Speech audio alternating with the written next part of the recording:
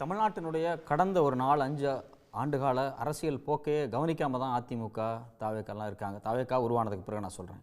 ஏன் அப்படின்னா இங்கே வந்து பாஜக எதிர்ப்பு அப்படிங்கிறது வந்து கிரவுண்ட் லெவலில் வரைக்கும் போயிருக்கு. ஃபஸ்ட்டு சிஎம் வந்து ஒரு டீலிமிட்டேஷன் குறித்து பேசுகிறாங்க அப்படின்னா அவங்க வந்து மக்கள் மன்றத்தில் பேசுகிறாரு. சிஎம் வந்து ப்ரெஸ் மீட்டில் சொல்கிறாரு, இந்த பாஜக அரசாங்கம் இது மாதிரியான கொள்கைகளை நமக்கு இப்படி கொண்டு வராங்க அப்படின்னு சொல்லி வெளிப்படையாக பேசுகிறாரு. நீங்கள் ஒரு விஷயமா இருக்கட்டும், நம்ம வந்து கீழடி ஆய்வுகளாக இருக்கட்டும், அதில் வரக்கூடிய சிக்கல்களாக இருக்கட்டும், இல்லை வந்து எம்பி சீட்டு குறைக்கிறதுலேருந்து ஃபினான்ஸ் கமிஷன் என்ன சிக்கல் ஏற்படுது அப்படிங்கிறத பொது வெளியில் மிகப்பெரிய விவாதம் இந்தியாவிலேயே தமிழ்நாட்டில் மட்டும்தான் நடந்திருக்கு. எவ்வளோ சிக்கல் இந்த விவாதம் எல்லாமே வந்து ஏதோ வந்து மீடியாக்களில் மட்டும் நடக்கல, ஒரு பெரிய செக்டாரில் மக்கள்கிட்ட ஒரு பெரிய விவாதம் நடந்துக்கிட்டே தான் இருக்குது. நமக்கு வந்து 100 நாள் வேலை திட்டத்தில் ஒரு சிக்கல் வருது அப்படிங்கும்போது அது இயல்பான ஒரு பேச்சுவார்த்தையாக மாறிட்டு இருக்கு. இங்கே தமிழ்நாட்டை பொறுத்த வரைக்கும் தமிழ்நாட்டுடைய மக்கள் மனநிலையே பாஜக எதிர்ப்பு. எந்த கட்சி இங்கே கையில் எடுக்கிறாங்களோ அவங்களுக்கு தான் ஓட் பேங்க் இருக்கும். சத்யராஜ், நீங்கள் அப்படி சொல்கிறீங்க. ஆனால் பிஜேபியில் இருக்கிறவங்களும் சரி, ஏடிஎம்கேல ஒரு செக்ஷனும் என்ன நம்புகிறாங்க, பிஜேபி என்ன சொல்கிறாங்கன்னா, மோடி வருகிற போது முன்னாடி ஆன்டி பிஜேபி உணர்வு இருந்தது, கோபேக் மோடின்னு கடுமையான எதிர்ப்பு இருந்தது. இப்போ அப்படி இல்லை, அவர் வந்து ஒரு வேஷ்டி சட்டையெல்லாம் அணிஞ்சிட்டு வராரு, தமிழுக்கெல்லாம் மரியாதை கொடுத்துலாம் பேசுகிறார், திருக்குறள் சொல்கிறாரு, அதனால் பழைய மாதிரி எதிர்ப்பு இல்லைங்க. இல்லை, நேற்றுக்கு வந்து மொழிப்போர் தியாகிகள் நாள். சாதாரண ஒரு கிட்டத்தட்ட 10,000 மாணவர்கள் வந்து கூடியிருந்தாங்க. அந்த இடத்துக்கு நாங்களும் போயிருந்தோம். மாணவர்கள் இயல்பாக சொல்லக்கூடிய விஷயத்தை பார்க்கும்போது நமக்கு ரொம்ப அதிர்ச்சியாக இருக்குது. பரவாயில்ல, மாணவர்கள்ட்ட சமஸ்கிருதத்துக்கு 2,500 கோடி பணம் கொடுக்குறாங்க, தமிழுக்கு பணம் தர மாட்டேங்கிறாங்க, நாம தான் வரி அதிகமாக கொடுக்குறங்கிற டிஸ்கஷன் மாணவர்கள் முதற்கொண்டு இருக்குது. நீங்கள் இந்த ஆன்டி இன்கம்பன்சியை புரிஞ்சிக்காம பாஜகவோடு நிர்பந்தமாக தான் அதிமுக போயிருக்கு. அதிமுக இடையில பாஜக கூட்டணியிலேருந்து விலகினப்போ அதை கொண்டாடியவர்கள் யார் யார்? அதிமுககாரங்க கொண்டாடி இருக்காங்க. அண்ணன் ஜெயக்குமார் அவர்கள் என்ன பேசினார் வெளிப்படையாக நமக்கு தெரியுது. அவங்களுக்கு ஒரு நிர்பந்தம் இருக்குது, அந்த நிர்பந்தத்தின் அடிப்படையில் கூட்டணி சேர்றாங்க. அவங்களுக்கு அப்போ என்ன தெரியுது அப்படின்னா, பாஜக இல்லாமல் நாம் நின்னால் இங்கே நமக்கு வந்து ஒரு செல்வாக்கு இருக்குங்கிறது அவங்க கட்சிக்குள்ளேயே இருக்கு.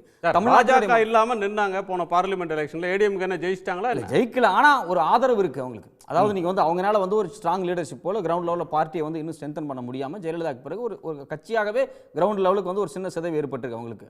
அந்த பிரச்சனை இருக்குது.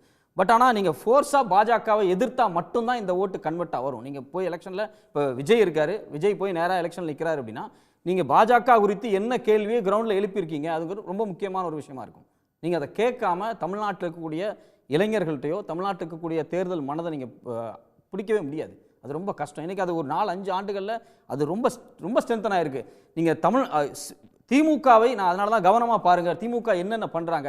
உறுதிமொழி எடுக்கிறாங்க திமுக, தமிழ்நாட்டை தலகுனியை விட மாட்டோங்கிற உறுதிமொழி வந்து கிரவுண்டு வரைக்கும் போகுது. அது என்ன ஒரு சோஷியல் மீடியாவில் இருக்கட்டும், அதே சமயத்தில் வந்து அவங்களுடைய பூத் பிரமுகர்கள் எடுக்கக்கூடிய விஷயங்கள் வந்து கட்சியை தாண்டி மக்கள்கிட்ட ஒரு உரையாடலாக மாறுது. அது வந்து ஏதோ தன் கட்சியை காப்பாற்றணும் அப்படிங்கிற அஜெண்டாவில் அது அந்த அஜெண்டா இல்லை. அங்கே பார்த்தீங்கன்னா தமிழ்நாட்டை தலகுனிக்க விட மாட்டோம் திமுக அப்படின்லாம் அவங்க பேசலை.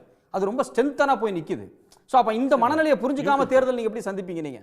நீங்கள் தமிழ்நாட்டினுடைய ஒட்டுமொத்தமான இளைஞர்கள் மக்களினுடைய மனநிலையை நீங்கள் சரிவர புரிஞ்சுக்காம பாஜகவோடு கூட்டணி சேரும்போது, எழுத்தாளர் அழகா சொன்னாரு, ஒரு சித்தாந்த வேறுபாடு. விஜய் அதை தானே சார் சொல்றாரு, நீங்க வந்து சித்தாந்த ரீதியாக அது பாசிஸ்ட் சித்தாந்தம், அது எங்களுக்கு எதிரி, நான் இவங்களோட கூட்டணியில இல்ல, அழுத்தத்துக்கு அடிபணிய மாட்டேன். இப்ப திமுக ஒரு பக்கம் சொல்றாங்க, திமுக ஒரு கூட்டணி அமைத்து அந்த பிரச்சனையை பேசுது. விஜய் ஏறத்தான் அந்த டோனுக்கு தானே நோக்கி வர்றாரு. அவர் ஏடிஎம்கே பிஜேபி பக்கம் போல, அவங்க அழுத்தத்துக்கு பணியில இல்ல. நீங்க வந்து போகலன்னாலும் நீங்க மக்கள்கிட்ட பாஜக குறித்து என்ன பேசியிருக்கீங்க?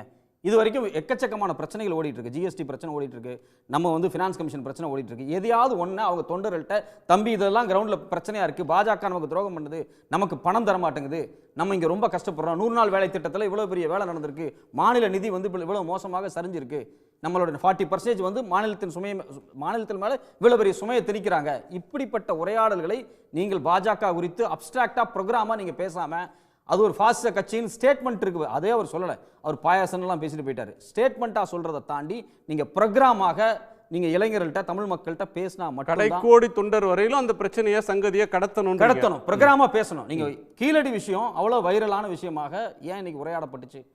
இந்த அரசாங்கம் ஏன் கீழடி இவ்வளோ தூரம் இவ்வளோ முக்கியமான விஷயமா பேசுகிறாங்க, கீழடி குறித்து இவ்வளோ ஸ்ட்ராங்காக வந்து ஒர்க் பண்ணாங்க? அப்போது தமிழ்நாட்டினுடைய மைய பண்பாட்டு சிக்கலில் ஒன்று தமிழ்நாட்டுக்கு ஆர்கியாலஜிக்கல் ஃபண்ட் ஒதுக்கப்படலை அப்படிங்கிறத மக்கள்கிட்ட கொண்டு அவங்க சேர்த்துறாங்க. மக்கள் வந்து அதை வந்து புரிஞ்சுக்கிறாங்க. ஸோ அப்போ யார் பாஜகவுக்கு எதிராக நமக்கு களத்தில் நிற்க போகிறாங்க, ரொம்ப ஸ்ட்ராங்கான தலைமையாக நிற்க போகிறாங்க, சித்தாந்த ரீதியான கூட்டணி எது வரப்போகுது? இப்போ நீங்கள் திமுக பொறுத்த வரைக்கும் நான் ஃப்ராங்காக சொல்கிறேன், அவங்களோட கூட்டணியில் ஒரு பொலிட்டிக்கல் அதாவது பொலிட்டிக்கலாக ஒரு சித்தாந்தம் இருக்குது, ஒரு அஜெண்டா இருக்குது. ரெண்டாவது அவங்க வந்து ரொம்ப ஸ்ட்ரென்த்தனாக கிரவுண்ட் வரைக்கும் இருக்கிறாங்க. அதே சமயத்தில் ஆளுமையாகவும் ஒரு முதல்வர் நிற்கிறார், ஆளுமையாகவும் கட்சி தலைவர் நிற்கிறாங்க. இப்போ இந்த மூணாவது முக்கியமான விஷயம் என்ன அப்படின்னா, பாஜக எதிர்ப்பில் எந்த இடத்துலையும் காம்ப்ரமைஸ் ஆகாமல் ஃபைட் பண்ணுறாங்க. இப்போ இது எல்லாமே வந்து ஆப்போசிட் சைடில் டேலி ஆகுதா அப்படின்னா டேலி ஆகலை.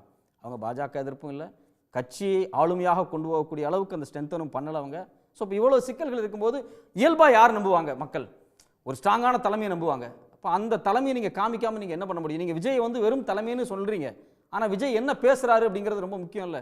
அவர் பேச மாட்டேங்கிறாருன்னு தான் நீங்கள் பிரச்சனையாகவே இருக்குது. ஓகே, உடனுக்குடன் செய்திகளை தெரிந்து கொள்ள சன் நியூஸ் பெல் ஐகானை கிளிக் பண்ணுங்க.